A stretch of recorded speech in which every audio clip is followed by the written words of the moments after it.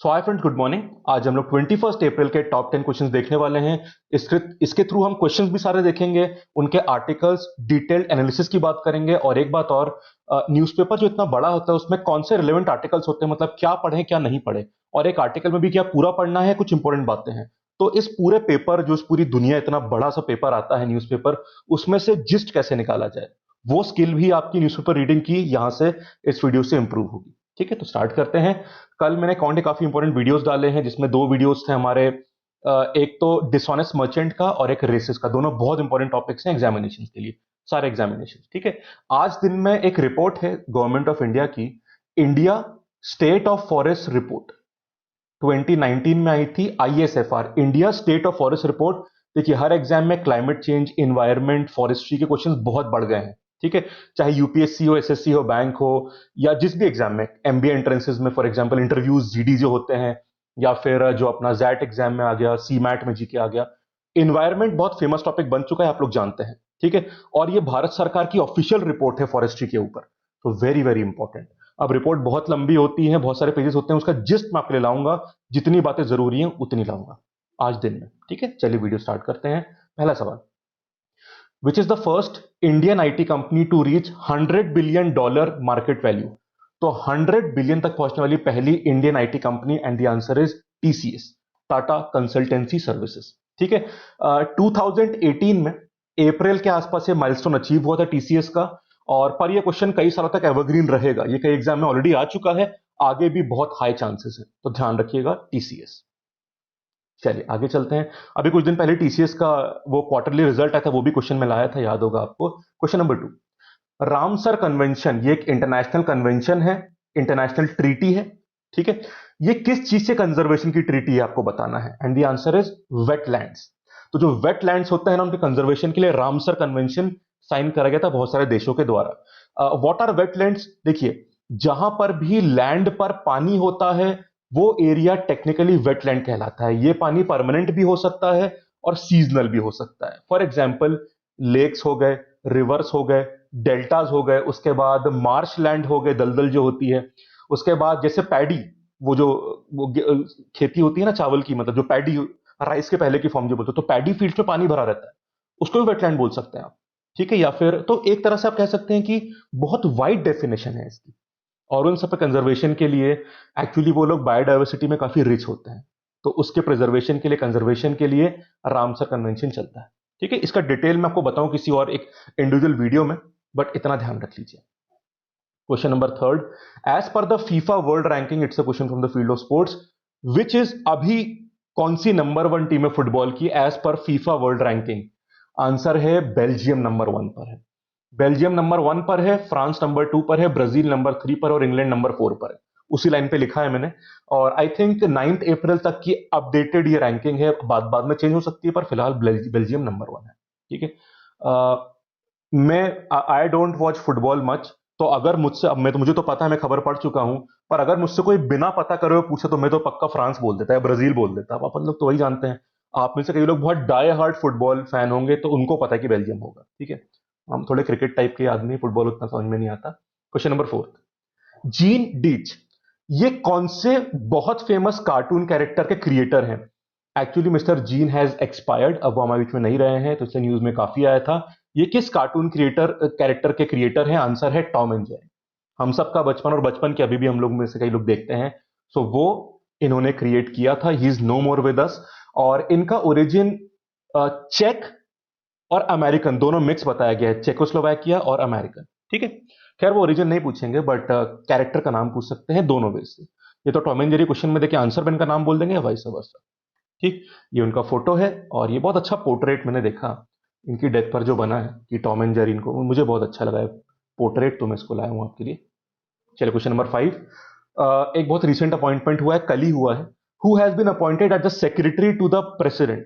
तो आप जानते हैं कि एक पूरा सेक्रेटरीट होता है प्रेसिडेंट का भी, तो वहां पे सेक्रेटरी कौन है? So who has been appointed as the secretary to the president of India, mister Ramnath Kovind, and the answer is K D Tripathi.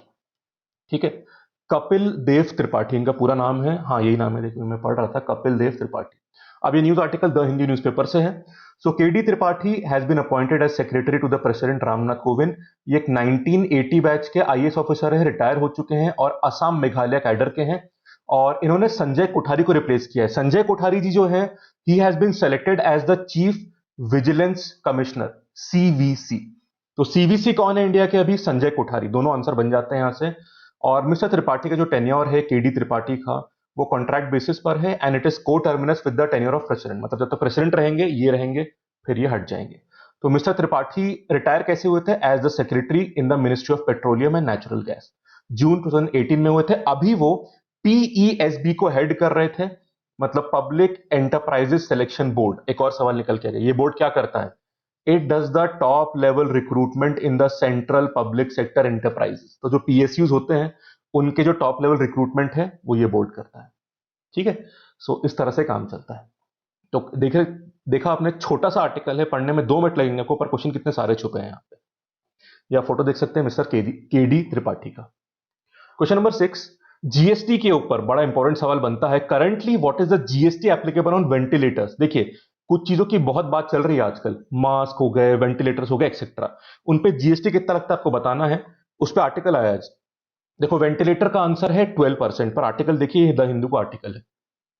अब सेंटर ने यह बोला है कि there is no plan for GST relief for key medical items. ठीक है, अब ये पूरा आर्टिकल जरूरी नहीं है, पर इसमें एक पैराग्राफ बहुत जरूरी है, ये वाला पैराग्राफ। इसमें से आपको फैक्चुअल जानकारी मिलेगी, बाकी भी आप पढ़ सकते हो, आपके दिमाग में कॉन्सेप्चुअल क्लैरिटी अच्छी बनेगी पूरा पढ़ने से। पर मेन फैक्ट यहां पे छुपा हुआ है, इसको मैं जूम करता हूं, ये रहा। तो देख लीजिए, पूरी जानकारी एक ही पैराग्राफ में है। सैनिटाइजर पे लगता है 18% जीएसटी, वेंटिलेटर्स और जो टेस्ट किट होते हैं उन पे लगता है 12%, और मास्क पे लगता है 5%। तो स्लैब्स होते हैं 0% के, 5% के, 12% के, 18% के, और 28% का भी होता है, वो हाईएस्ट स्लैब होता है। पर देखो, सारी जानकारी, आजकल हम इन्हीं 4 चीजों का नाम सुनते हैं, और चारों की इंफॉर्मेशन 4 लाइन में दे दी इसने आपको। क्वेश्चन बन सकता है। और देखिए, अगर क्वेश्चन ना पता हो आपका तो कभी इसको गेस नहीं कर सकते आप, इस पर लॉजिक लगाने की जरूरत नहीं है, आपको याद होगा तभी आंसर आएगा। क्लियर? चलो क्वेश्चन नंबर 7, मिहान एसईजेड, ये एक एसईजेड है, इंडस्ट्रियल एरिया एसईजेड, ये कहां पर लोकेटेड है? ठीक है, जो हमारे दोस्त सब्सक्राइबर्स महाराष्ट्र से हैं उनको मुझे लगता है कि पक्का पता होगा इसका आंसर। आंसर है नागपुर। अगर आप में से कोई नागपुर से है या उसके आसपास से है तो कमेंट सेक्शन में लिखिएगा, क्योंकि मुझे लगता है एसईजेड बहुत बड़ा होगा। चलिए, न्यूज क्या है मैं आपको बताऊंगा, पहले फुल फॉर्म देख लीजिए, वेरी इंपॉर्टेंट। मिहान का फुल फॉर्म नागपुर में है। तो model multi modal international international cargo hub and airport at Nagpur, ये है पूरा फुल फॉर्म। अब इसको याद कैसे करना है देख लीजिए एक बार। एम से हो गया मल्टी मॉडल, मतलब मल्टीपल एंगल्स यहां पे जुड़ेंगे, it is a very multipurpose type of, उस तरह से बहुत सारे मोड्स भाई बेसिकली यहां पे ट्रांसपोर्टेशन में, ट्रक्स भी होंगे, एयरपोर्ट भी होगा, ट्रेन रेलवे लाइन भी होगी, उस तरह से मल्टी मॉडल। इंटरनेशनल, आई से इंटरनेशनल, एच से क्या है कार्गो हब, एच का मतलब हब, एंड ए से क्या है एयरपोर्ट, और एन का मतलब क्या है एट नागपुर। तो MIHAN, ये बन गया मिहान। सिंपल सा, एक बार ध्यान से पढ़ लोगे तो अपने आप आपको याद हो जाएगा। ठीक है, खबर ये है, ये खबर भी काफी इंपॉर्टेंट है। आप जानते हैं कि 20th अप्रैल, मतलब कल से थोड़े रिलैक्सेशन दिए गए हैं सिलेक्टेड एरियाज को और इंडस्ट्रीज को। उसके हिसाब से बताई गई है कि डसॉल्ट और रिलायंस ने अपना काम रिज्यूम कर दिया है विद 25 to 30% स्ट्रेंथ। ठीक है, अभी आप जानते हैं कि थोड़ा लिमिटेड स्ट्रेंथ से काम कर रहे हैं, सोशल डिस्टेंसिंग करेंगे, सैनिटाइज करेंगे, एक्सेट्रा। पर यहां पे एक इंपॉर्टेंट बात इकोनॉमी की छुपी हुई है, वो यहां मिलेगी आपको। It's a joint company, Dassault Reliance aerospace limited. It is a joint venture between Reliance infrastructure and Dassault aviation. पहली बात ये। दूसरी बात, ये पूरी कहानी आप देख सकते हैं। ठीक, अब यहां पे देखिएगा ये कि एक कंपनी करती क्या है, क्योंकि दोनों कंपनीज काफी न्यूज में रही हैं। They have been supplying aero structure assembly for Falcon 2000, ये बिजनेस जेट्स होते हैं। तो जो फैल्कन 2000 बिजनेस जेट्स होते हैं उनके लिए ये लोग असेंबली, मतलब कि एरो स्ट्रक्चर असेंबलीज प्रोवाइड करते हैं, and they also provide components for Rafale aircraft. ठीक है, as part of the global supply chain for Dassault aviation. तो डिसॉल्ट ने इंडिया में रिलायंस इंफ्रास्ट्रक्चर के साथ कोलैबोरेशन किया है इन चीजों को बनाने के लिए, और इस जॉइंट वेंचर में रिलायंस का शेयर 51% है और डिसॉल्ट का शेयर 49% है। तो देख रहे हैं आप कितना इंपॉर्टेंट आर्टिकल था, काफी इंडिविजुअल फैक्ट्स। देखिए, बड़ी बड़ी कंपनीज और कॉन्ट्रैक्ट्स के बारे में क्वेश्चंस बनते हैं अच्छे खासे, ठीक है, इसको आप इग्नोर नहीं कर सकते। आगे चलते हैं। इंटरनेशनली आपको पता है सरकार बनने की समस्या हमने कल परसों ही बात करी थी, इजराइल में आ रही थी, वो समस्या सुलझ गई। याद है ना आपको कि वहां के प्रेसिडेंट ने बोला था, वहां की पार्लियामेंट जिसको हम नेसेट बोलते हैं, कि भाई पीएम बनाओ, इन लोगों से तो अभी कुछ हो नहीं पा रहा, ये लोग कॉन्ट्रैक्ट पे आ नहीं पा रहे, कुछ डील या पैक्ट नहीं कर पा रहे, आप नया पीएम चूज करो।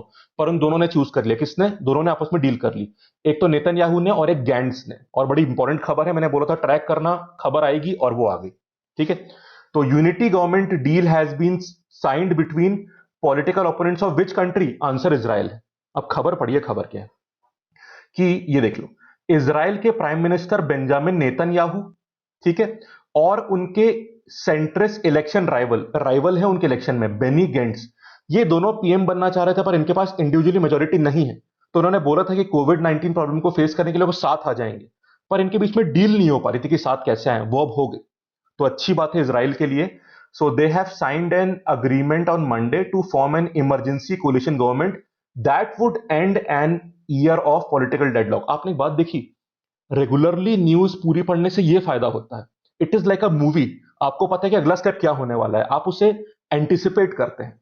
अब ये खबर पढ़ने वाला जो इंसान पहले से पेपर पढ़ रहा है, उसको पता है कि पहले क्या हुआ था, तो आप हर बात कनेक्ट कर पाते हो। तो पेपर पढ़ना शुरू करिए। 15 दिन समस्या होगी, बैकग्राउंड नहीं होगी आपके पास, पर 15 दिन के बाद वो मजा आएगा, आप पेपर का इंतजार करोगे, कॉन्फिडेंस फील होगा आपको। भाई कहीं से आप टाइम पास 4 नोट्स पढ़ लिए, 50 सवाल पढ़ लिए, उससे काम नहीं बनता। स्ट्रॉन्ग फाउंडेशन रखो, पेपर पढ़ो, बड़ा मजा आएगा आपको। बाकी सोच भी पढ़ते रहो फिर, बट पेपर मत छोड़ो, दैट इज वेरी इंपॉर्टेंट। आगे चलते हैं। अब देख लो, नेतन्याहू की पार्टी का नाम लिक्विड पार्टी है और गैंट्स की पार्टी का नाम ब्लू एंड व्हाइट पार्टी है। इन्होंने ज्वाइंट स्टेटमेंट में बोला है कि एक यूनिटी डील साइन हो चुकी है, ठीक है।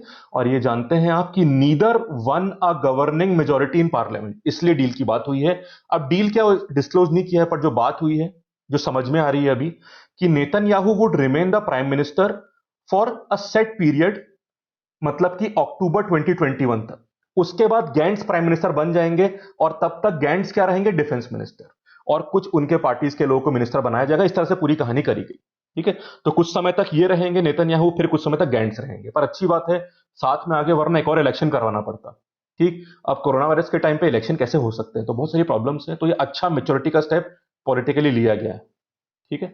चलिए, question number 9, Salil Parekh is the CEO and MD of Infosys.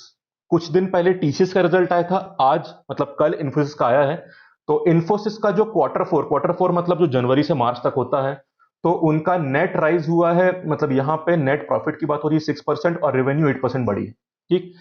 देखो, अब एक बात बताओ, ये रिजल्ट तो आते ही रहते हैं, क्या पूरा पढ़े? पूरा मत पढ़ो, ये बस बॉक्स पढ़ लो, उतना काफी रहेगा। ये रहा बॉक्स।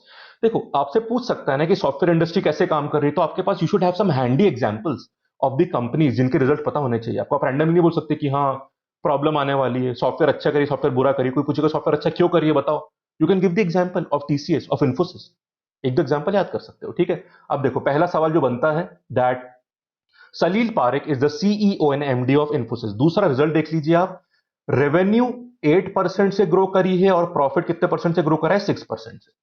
इतनी जानकारी काफी है, डेटा थोड़ा देख सकते हो, बट वो पूछेगा नहीं आपसे, ठीक है। चलिए, लास्ट क्वेश्चन। एमवे जो बहुत फेमस कंपनी है, मेडिसिन और जो एक्स्ट्रा काफी जो प्रोटीन्स वगैरह वो सब बनाती है, और काफी और दवाइयां मेडिकल थिंग्स बनाती है, ठीक है, उसके बारे में। तो Amway has entered into a strategic partnership with which company to transform its global technology operations. तो एमवे ने टेक्नोलॉजिकल कॉन्ट्रैक्ट किया है, पार्टनरशिप करी है, किस सॉफ्टवेयर कंपनी के साथ? आंसर है टीसीएस। अब देखिए, ऐसे में आपको पार्टनरशिप किसके साथ करी उतना पता होना चाहिए, एग्जैक्टली पार्टनरशिप पे लोग क्या करने वाले हैं वहां तक जाने की जरूरत नहीं है आपको, ठीक है। जैसे ये देख लो, सो Amway which is a global leader in direct selling has entered into strategic partnership with Tata Consultancy Services to transform its global technology operations। बाकी खबर पढ़ने की जरूरत नहीं, रीड कर सकते हो, बट इसको मेमोराइज करने की जरूरत नहीं है आपको। पर पहली paragraph is very very important, ये काफी पूछ लेते हैं, खासकर एसएससी, बैंक और एमबीए एंट्रेंस जैसे जैट और सीमैट में क्वेश्चन काफी आते हैं, ठीक है फ्रेंड्स। तो थे आज के टॉप 10 क्वेश्चंस। दिन में India state of forest report की पूरी समरी ला रहा हूं, it is a very crucial and critical report, ध्यान से देखिएगा, उसका वीडियो वो दिन में आ जाएगा, ठीक है। वीडियो लाइक कर दीजिएगा और कमेंट जरूर करिएगा, आपके कमेंट्स बड़ा इंकरेजमेंट बनाते हैं, तो उसका इंतजार रहेगा मुझे। Thank you and have a nice day.